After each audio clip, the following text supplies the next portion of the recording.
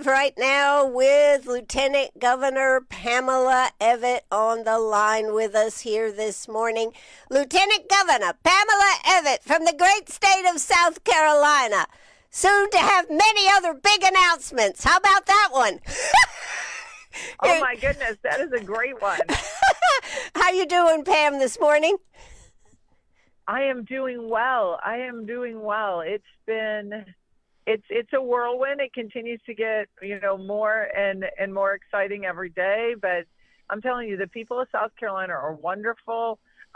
They come out at every stop, very encouraging, saying they're standing behind me.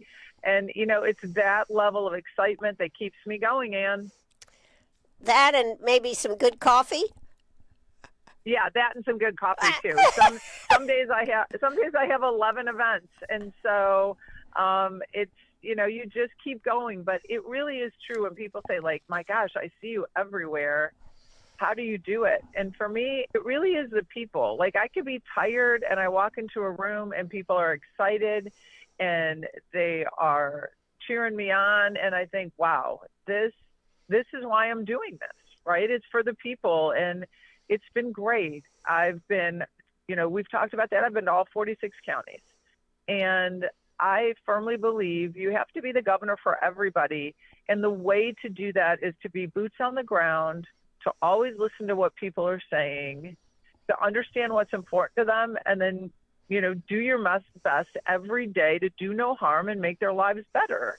And so it is their excitement and enthusiasm that really keeps me going. Well, I expect that. Plus, you just got the endorsement of the governor, the McMaster, and that was a big one for you, right? It was a huge one. Everybody was like, well, weren't you expecting it? I'm like, I never expect anything. I think you have to work for everything you get. And that's the way I was raised. You work hard, you earn people's respect, you let them know you're the best person for the job. And that's what I've done. I feel like the governor is not just a friend, but he was my mentor. And you have to, I've had mentors through my whole life. And I think everybody listening can probably relate to that. You have to show them that you can do the job, and that going out on a limb and giving you their support is warranted. And, so it was very humbling. The governor and I together have created a great legacy. We have a wonderful record of success. The people of South Carolina want to see that continue on, just that ability to work with the General Assembly to make sure that we're getting things done that the people of South Carolina want done. And so I was excited when he said he was going to do it, and he really wanted to be a big part of this campaign and make sure that I get over the finish line on June 9th. It's coming, and I think it's 91 days? Do you have 91 days away, but who's counting? Do you have a calendar, Pam? Do you mark it off every day? I made it another day. I made it another day. Like I said, it's great. Like, every day holds new opportunities to meet new people, to ask them for their vote, to share your message, and to let them hear from you. Again, that's why I work so hard every day to get to as many people as I can. And the people I can't get to, I hope you see the amazing commercial that is running with the president and, saying that I've done a great job supporting him.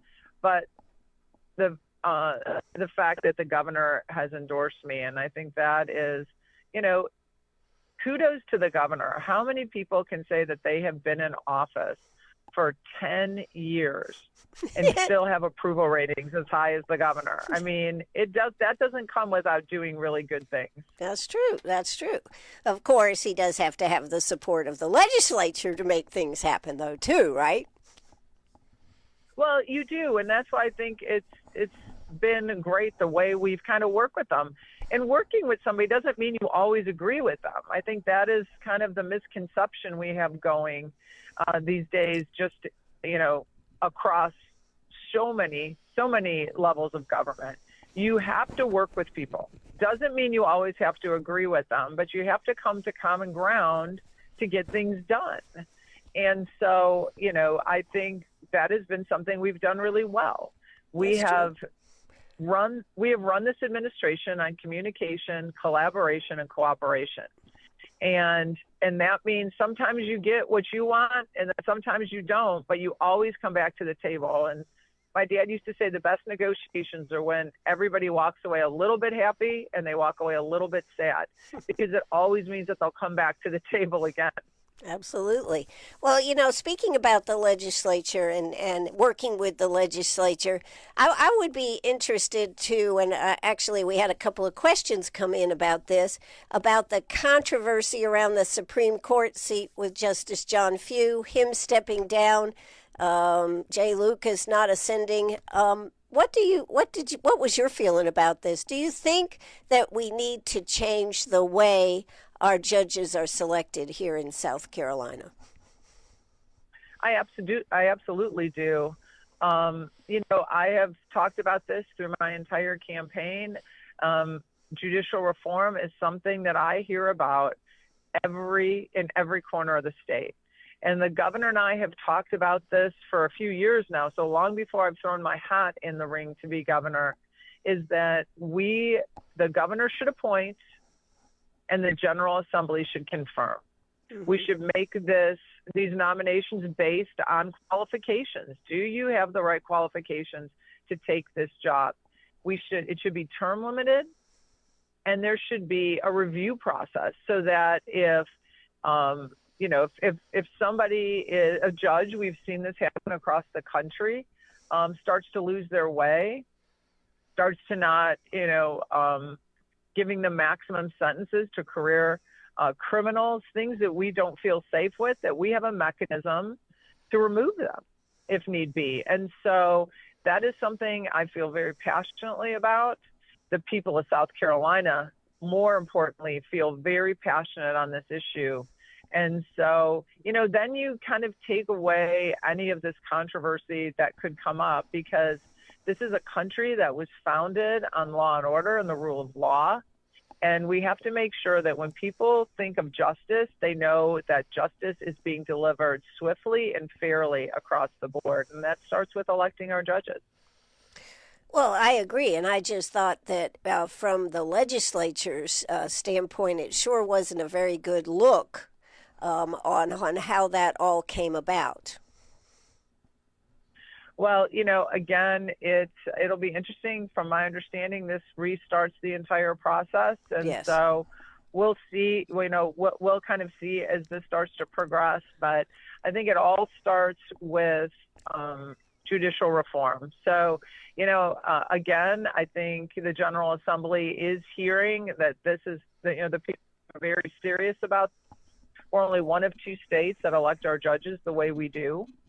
I know that there's a bill going through that is talking about, we'll give the governor all 13 seats to the Judicial Merit Committee. And it's just like, I don't like that idea. I mean, don't give me 13 people that I have to work through when I'm governor. If you're going to do that, just give me the ability based on qualifications to, select just like the president does, right? That's the way we do it on a federal level. Giving me 13 positions on a board, we all know that. You can't control just because you think you're appointing somebody and they're gonna vote and select like you do. That doesn't always happen. That's true. But what you're doing is you're gonna saddle the governor with being in control when really you can't control 13 people. You're lucky if you can control the people that live under your roof most days. So that's true. I'm just saying, do it. Just get rid of these extra steps that, to me, it's just like hanging an anchor around the governor's neck. Just give them the ability to do it. And then the buck stops with that person. And right. I think that's a really great way to do it. Absolutely.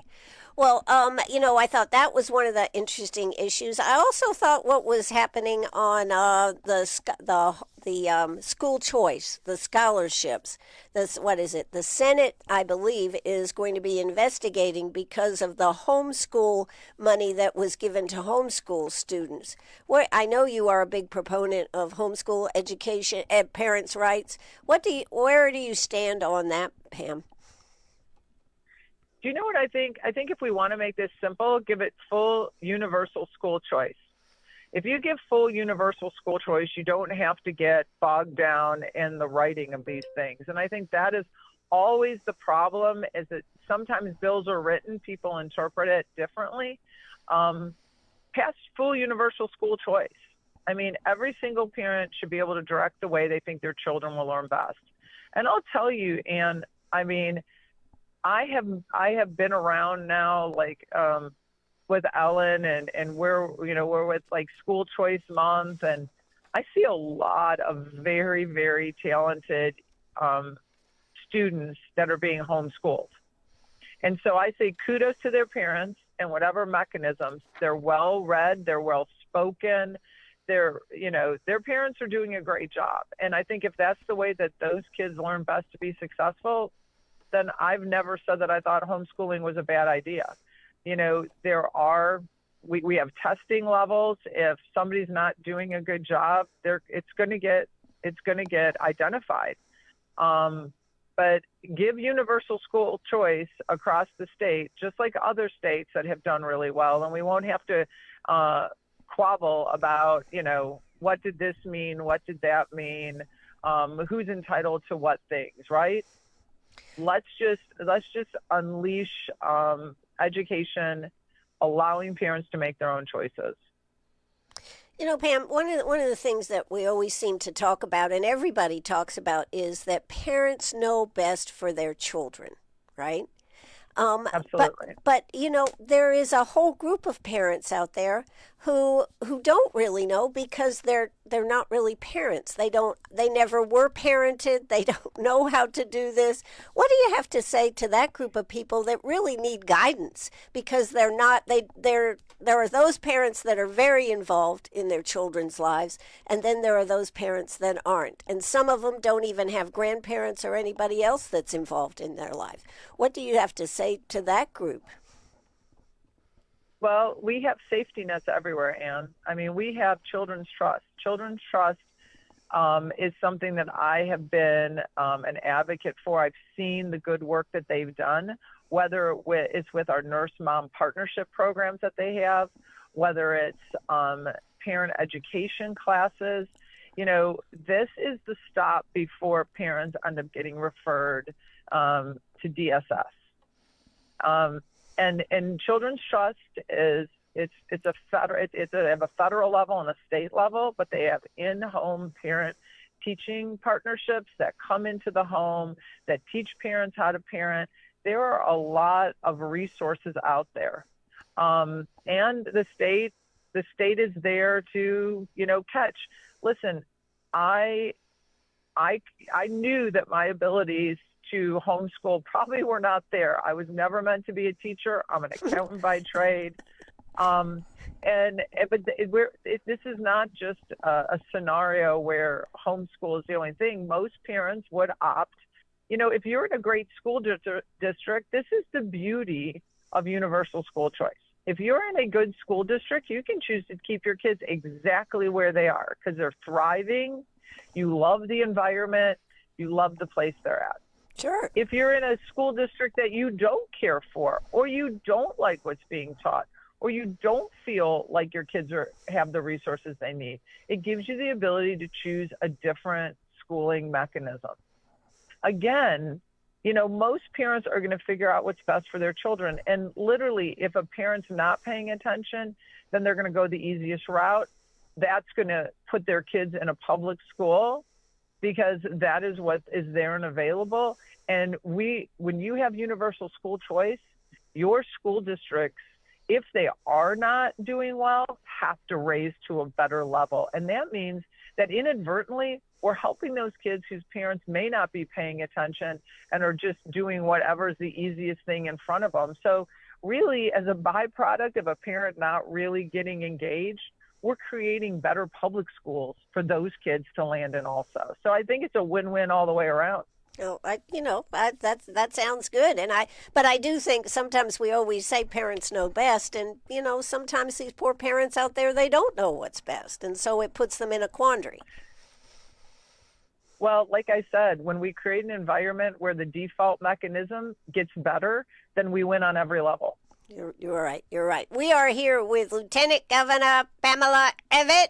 She is running for governor for the great state of South Carolina. She's been coming on WCRS for years and years, and it was a good thing to do. And I always appreciate having you here. But I got to ask you a question: are you going to have a running mate before the primary, or are you waiting till after the primary?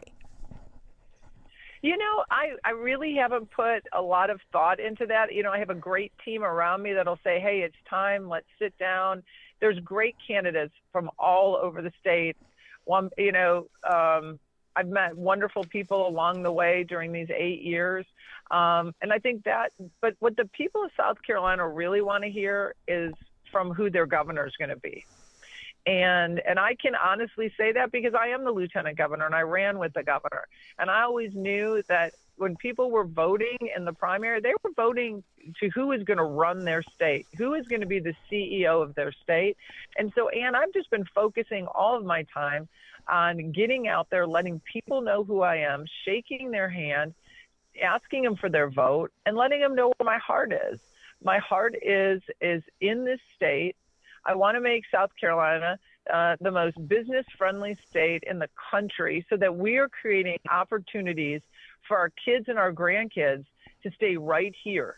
Because, when you look at, when you talk to people, they want to know how you're going to create an environment that keeps their kids close to them, that makes it so that when their kids come out of college, they don't have to go somewhere else to find a job. And that we can make sure that we're getting the best industries of the future, that we're creating the jobs of the future, that South Carolina keeps their eye on the ball, and that we continue to be a place that, all of our kids want to stay and not leave. Right. I agree. I absolutely agree. I just, it's been interesting how things have kind of changed up on the fact that you run as a team now. Of course, you were the first one to run as a team. And futuristically, whether as a governor candidate you stand on your own or you bring somebody in as your lieutenant governor. So I was just curious where you were standing on that. Yeah, I think I've been concentrating so hard on people getting to know me and understand what I'm all about. But there'll come a time that I'm going to have to make that choice. And I'm just blessed that there are so many wonderful people in the state of South Carolina that have done great things that I think it's not going to be too difficult to find somebody that fits the bill. All right, that sounds good.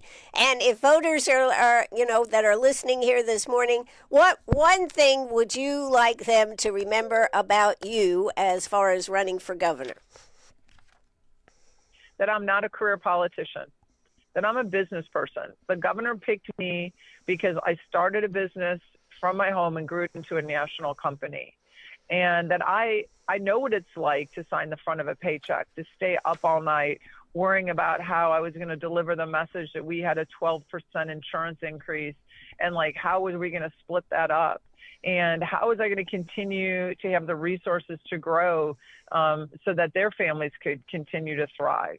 This is the reason people chose Donald Trump overwhelmingly, because they wanted a business person, not a career politician who has spent their career spending your money and not worrying about, anybody who's started a business knows, you put everything you have on the line. It's much different than somebody who has sat in office and who has never had to put their own resources on the line, that's never had to make decisions that not only would impact them and their families, but impact the families of all the people working for them.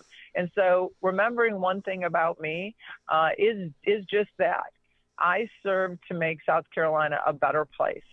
And I'm doing it on the knowledge that I have gotten in the private sector, where I've grown a successful business from scratch, and that nothing was ever handed to me. Well, you know what, Pam, I truly understand that. Starting out in baskets, ending up in a jewelry business, and then going to the radio business. I understand what it is. So it's important. It's very, very much important. So, Pam, I think that's what people want. Yeah. Well, I think that what we've seen is that people that have been in business certainly make great CEOs of a state, in the legislature, or whatever position they are going to hold.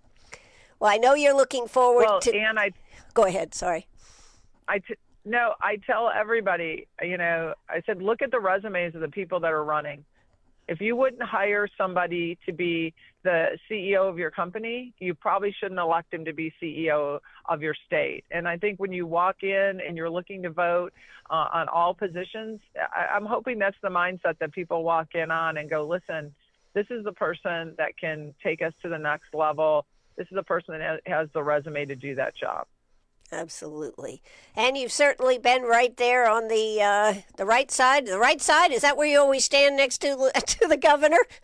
The right side of governor. I'm always on the right side. I'm always on the right side, Ann. That's a good one. That's a good one. All right. Well, Pamela, Evette, as we close it out, any closing comment you'd like to make before I let you go here this morning? Yes. For everybody listening, all of your amazing listeners, go on to PamelaEvette.com. Sign up for my newsletter. We do a weekly newsletter. You can see everywhere I am and everywhere I'm going. Please show up. I'd love to shake your hand.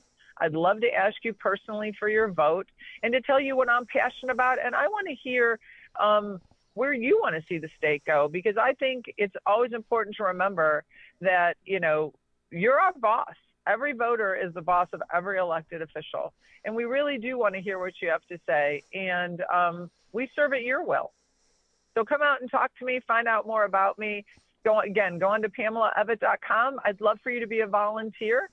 And, it takes money to win races. So there's a place to do that on that website, too, if your heart is calling you to do that. But see where I am and see where I'm going. And I believe you won't be disappointed.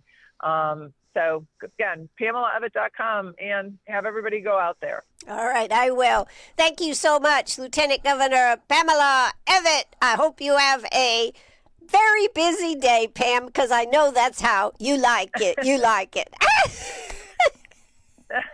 You take care, and I look forward to the next time. Everybody have a great day. All right, you too. Bye-bye. All right, that is Lieutenant Governor Pamela Evette right on the line with us here this morning. And now I'm in charge because it's all about me now. That's right. I'm on the air with you now right here on WCRS. I have been promised that very soon we're going to actually get her in studio. That will be exciting to have Pam come in studio. I was talking to one of her people the other day, and I said, do you realize she's been coming on the air with me, I don't know, 5-6 years now, and she's never been in studio? And they were like, oh my God, Ann. So we're supposed to be working on that and getting her right in here. Now, I have seen her at events. I've interviewed her at different places where we've sat down, but she's never been to my studio. And she's never met Penny. So it's time for her to meet Princess Penny. So that was an interesting interview this morning. What'd you think? 864-332-9355. We did have a couple of interesting questions come up that people called in. Unfortunately, sometimes a question, I love all the questions to come in, but sometimes sometimes we don't have time for those questions, but I would have loved to have gotten to a couple of them, but I'm not sure that she would have the information to be able to explain Lindsey Graham's actions. Although I love that question. That could have really thrown her for a loop here this morning, but I didn't really think that one was appropriate. And let's see, one other comment. It is refreshing to hear her say that they serve at our will, because that is the direct opposite of what Lindsey Graham is saying. I think this texter is not in favor of Lindsey Graham. I think the question on Lindsey Graham, though, is who can do the job? Who can replace him? It's just like in my life in business. I have had people that have worked for me, worked with me, however you want to say it, that I really didn't like. I really didn't like what they were doing. But then sometimes I'd have to look at the situation and go, well, who's going to step in and fill that position? And so that is one of this is, I think, the question. Is there a candidate that you see out there who is running? And, really, what is it? It really doesn't start till Monday when candidates can put their names in the ring. So we might have a sleeper coming in on the Lindsey Graham and on other races. Some people have been running for a good long time, like Lieutenant Governor Pamela Evette. Some people are just putting their names out there as consideration. So it is conceivable that we have somebody out there who's just going to pop up and say, I want that role. I don't know. But they do have to have name recognition, and they do have to have a whole lot of money. I think anybody that thinks that you can win a race without money is fooling themselves and wasting their time and money. So I would just like to say, who is the power person that wants to be senator from the great state of South Carolina? If you're passionate about replacing Lindsey Graham, you better start beating the bushes, because they have till the end of the month to make up their mind. That goes with any race, whether it is here on our local level, whether it's on the state level. There's a lot of talk about people jumping in, but in the end, will they make the decision to actually go and sign on the line? That is the question. We have a lot of people up for election. One of the offices is actually going to be the mayor race here in Greenwood. There's a lot of talk on that one. There's a lot of talk on representatives. Representatives have to run every 2 years. So both of our representatives in this area will be looking, will they have competition? Will they have competition, one, in the Republican Party, and will they have competition from the Democratic side? Jamal Brooks has already put her name out there. She intends to, and I say intend because until Monday, I think it is, you can't officially be in the race. All these people that are in the race have never been able to sign up. They've just been running with the intention of doing it. So Jamal Brooks has said that she will be running for, she will be running on the Democratic side for Daniel Gibson, which is that 12? That's McCormick and Greenwood. Anyways, it's McCormick and Greenwood. So we'll just have to wait and see who else will be out there to possibly run. Could be a most interesting race this year. And plus, on top of that, it's not a presidential election year. So what does this mean as far as who will be involved? One of the things that happens when it's not a presidential election, people do not seem to get involved. I would say, if you don't like the choice of Lindsey Graham or any of our other legislative people that will be up for either re-election or new people coming into the pond, you better get involved. Make sure, number one, you are registered to vote. Vote in the primary. If it is a Republican or Democratic side of the aisle, make sure you're voting. Make sure you're educated. And of course, we right here on WCRS, actually I right here on WCRS, will be interviewing a lot of these candidates as we can get them on the air. So far, I've been a little bit surprised at the reticence of some of these candidates to come on. You know me. I'm out there. Want to come on? Want to come on? We need to hear from you. And they're all holding back. So I expect when we get into April, maybe a little bit slow, maybe not. But by the time we get into May, they'll all be saying, you know that invitation that you offered me? I'm ready to come on now. So you'll have to see. I might not have space for you, but I'd like to talk to every one of them. I also plan to be at a lot of these debates. Even though the debates will be, most of them are going to be televised, one of the things that I like is being on the floor and getting the feel of the crowd. Yes, that's right. Roar of the crowd. I like to get that. I like to see the questions, and afterwards, and I like to be up close and be able to see their reactions to the questions that are asked. So anyways, that's what I'm going to be doing, so we'll be looking forward to that. All right, what else is going on here today? I do need to finish up because I got more appointments here this morning, but I always love being on the air with you. And it's really exciting, really exciting. You know, Chick-fil-A's getting ready to open. What else? What else? Somebody just said they thought it was a good interview. Well, thank you. Okay, all right. Okay, all right. And anyways, somebody just also said with the salary they make, they don't think they'll be throwing their name in the hat in the ring, but they sure would like to. Well, see, that's where you have to get other people involved, and but that is the hard point. That is the hard place, is to get people involved. And again, it takes a lot of money.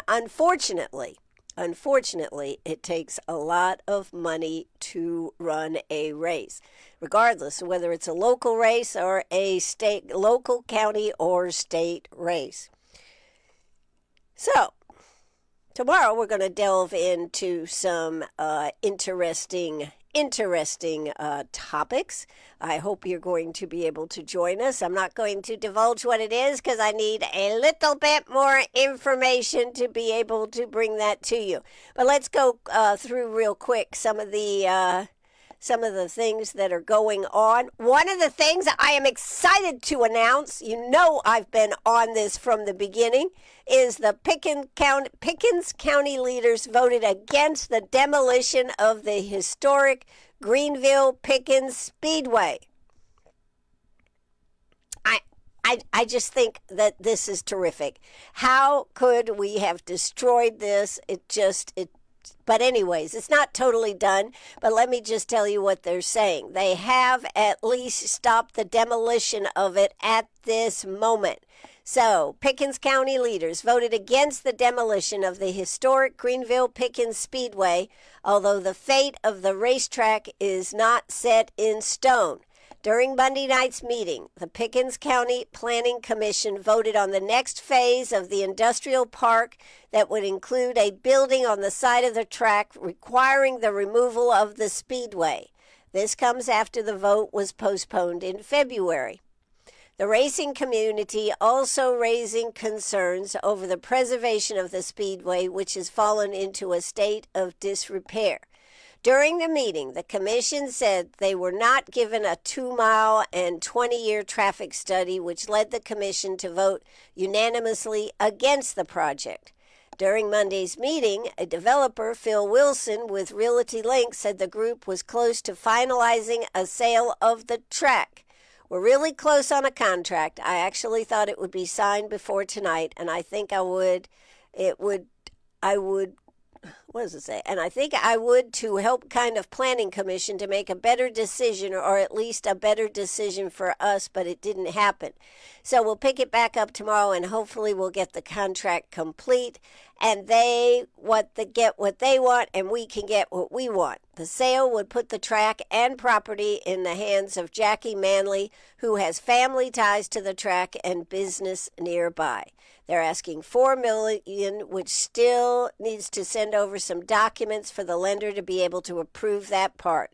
We've already gotten approval as far as being able to finance it, so we've got that. That's what they required, so we sent it over. We've got that. However, the door for the project is still open, as developers would be able to reapply if the sale does not go through, providing those traffic studies, I guess, come through. If the sale is complete, commission members were told the track owners would still need county approval to reopen the track and race on it. The track, which was built in the 1940s, formerly held NASCAR-sanctioned events, Cars Tour races, and the Upper South Carolina State Fair since 1954. I'm going to tell you what. I really hope they're able to pull this off. I think nothing could be better, and particularly with the interest in racing and everything, but the very fact that we have so much history there. How can we not make this so? I just hope they can do it. Even if they have to have a building that houses offices or whatever in it off to the side, or maybe in the center they put the office building and people have to go over a skywalk to get out of there, something like that. But I think it would be terrific if they were able to preserve that racetrack. I am a big proponent of racing. I grew up. You're going to say you raced cars, Ann? No, but I would have. I really would have. I would have loved it. Jeff always told me, Ann, you would have been an excellent race car driver, simply because I did all the driving when we were traveling thousands and thousands of miles, and I'd always make it interesting for Jeff, like he'd be white-knuckled. No, I'm just teasing. Anyways, let's see. So I am so glad that they are holding off on making that decision. Looks like they are very, very, very close to doing that. So what else is coming up? Ales for Trails 5K and beer tasting with live music this Saturday, March 14th. Registration 10 a.m. Notice that most races that they have start at 7, 8 o'clock in the morning. This one starts at a reasonable time. Registration at 10. Run starts at 11. That's right, because we've got to taste beer, we got to run, we got to be together with community. So I think you still have time to register. There's a 5K run walk, beer tasting celebration following the run. And, of course, that's right on the heels of St. Patty's Day. That's right. Awards for top male and female finishers, live music, and light snacks for participants. Beer tasting participants receive a commemorative glass. And you do need to register, I think, through the chamber. So check that one out. There also is something that I think you might be interested in. They are having a listening session on March 19th from 10 a.m. to 12 p.m. at the Art Center of Greenwood. Now, this is, they want you to come share your thoughts and ideas to shape the future of rural communities in South Carolina. The Rural Forward SC prioritizes the state's rural assets by leveraging opportunities and eliminating economic barriers through collaboration, advocacy, capacity building, and leadership development. Well, that sure is a mouthful. We want to grow our rural communities. How about that? So it is a free event, and they are asking you to register. That is through Greenwood City, through the city government there. So that would be a good thing to check out. Now, I should have probably asked Pamela Evette, Lieutenant Governor, who was just on about this. Representative John McCravey is saying he voted against a $32 million to buy the spit to nowhere. I've never heard of this, but anyways, it passed out as part of the budget, $32 million to buy the spit to nowhere. It says, and this is totally amazing to me because both the House and the Senate down there are Republican controlled. But it says, this is a comment by John McCravey now, Representative John McCravey, deftly slipped by a Democrat into the massive budget without debate in a subcommittee or full committee. The House of Representatives incredibly voted to waste $32 million of our citizens' hard-earned tax money to buy the Captain Sam Spit off Kiowa Island.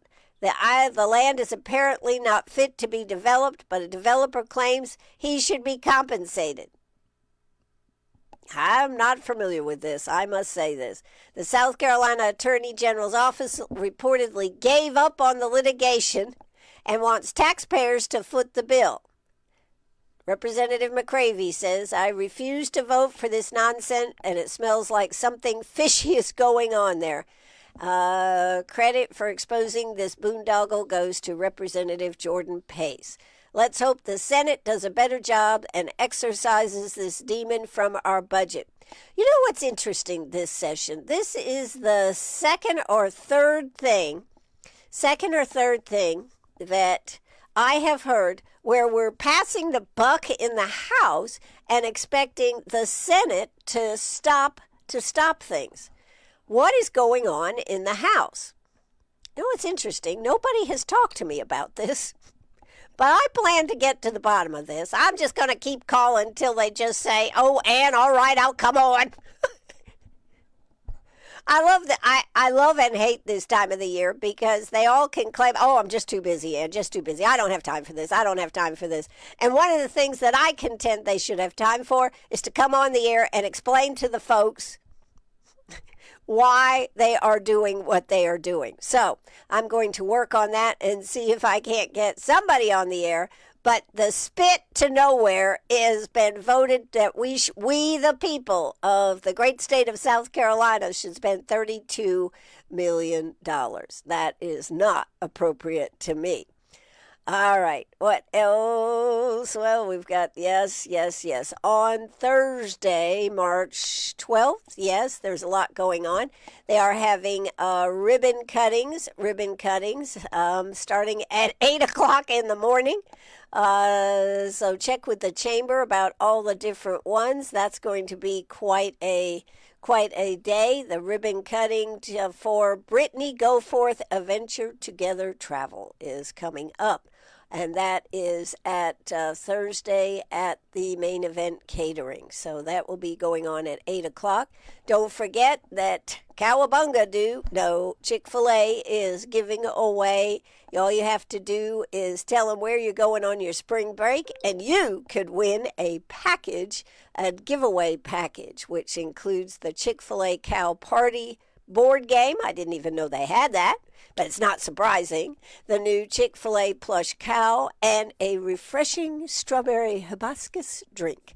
So to enter, tell us in the comments what you have planned for spring break. If you don't have anything planned or you're not going to be able to go, then tell them what you would do. So they would love to hear from you. And of course, they are getting very, very close to opening their new Chick-fil-A location right here on the bypass. I believe, since that was our original location, it'll be like 1428 on the 72 bypass. And every day I drive by, I just reminisce about little sharp facets on one half of that building for 10 years, almost 10 years. Yeah, we were there for 10 years, maybe 11 years before we moved to other places. So yes, that's what I got going on here. There are, of course, more things going on.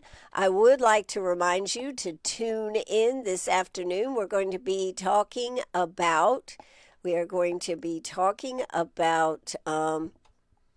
with Roxanne Lindholm and Alicia James from Child Evangelism about what they do with Child Evangelism Fellowship. And there's a lot of great things that they're doing. It's really a topic that needs to be spotlighted, and you might find that this would be an organization you would like to get involved with. So we're going to be talking with them this afternoon at 5 o'clock, so make sure you tune in for that.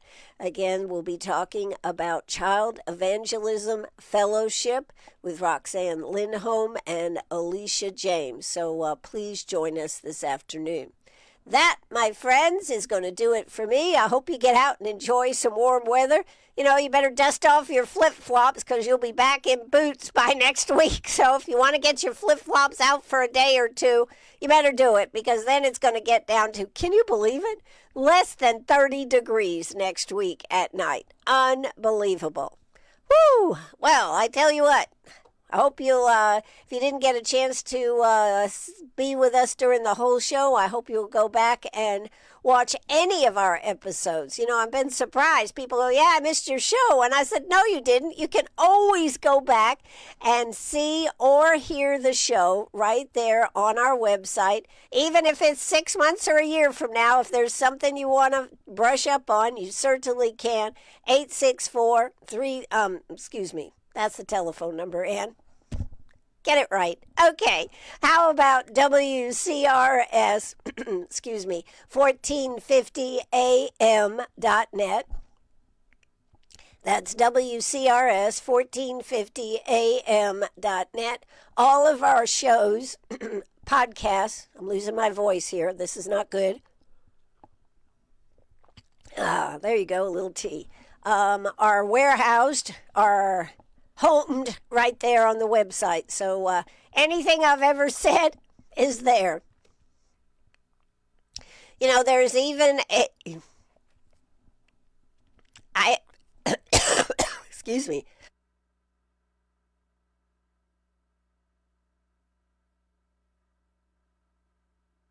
Let's get this right. I had forgotten about a commercial I did back when we used to do rock bottom prices for sharp facets. I did a commercial one Christmas, and it was an unintended consequence. We'd been recording commercials, and I was kind of tired, and I just decided to go off script and go totally ballistic. Well, that commercial became very famous. It was all good. I just became crazy lady. I'm going to have to pull that commercial out and put it on the screen here and play it for y'all. I was sitting in a lovely chair when talking about the story of sharp facets, and I just went crazy. So we'll have to find that commercial. It's actually on the web, on YouTube, and let you see it because it was kind of funny. It's kind of funny. All right, that's going to do it for me. Tune in this afternoon. This is, WCRS right here in Greenwood. I am just glad that we had some comments here this morning, some people listening. And let's go ahead and make it a great day. And very soon, Princess Penny will be joining us on the air as a featured guest. I don't know if I'm going to put her in as a total co-host. I don't know. I'm not ready to give up the mic yet, so we may have to put her in just on special occasions. But anyways, thanks everybody for tuning in on WCRS. That is a wrap. I do believe that's going to be a wrap, as we've cue the music and drop the curtain. Have a great day. This is WCRS Radio.